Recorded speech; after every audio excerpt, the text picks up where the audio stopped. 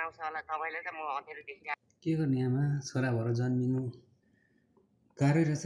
छोरा भएनन् भनेर कति पिर गर्थे, छोरा जन्मियो भने कति हौसला गर्ने। आमा बाबुले लाचार यत्रो उमेरसम्म तपाईँहरूलाई सुख शान्ति दिन सकेन। ताजा खाना पनि खाइएन, खान पाइएन। बासी र सडिगलेको खाँदै परिवारको लागि म पनि दुःखैमा छु। तपाईँले पकाएर दिएको खाना नपाएको पनि धेरै भयो। बासी खाना खाँदैछु। अब दुःख धेरै नगर्नु, म चाँडै आउँछु।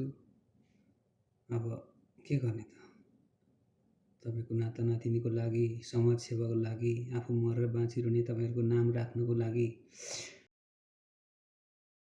आफ्नो शाखा सन्तान वंशलाई चिनाउनको लागि, आफ्नो दुःख कष्ट गरेर यहाँहरूको गाली गोली सुनेर पैसा कमाउनु पर्ने, पैसा साह्रो रहेछ। बिहानको भात अहिले नेपालमा 1 बज होला।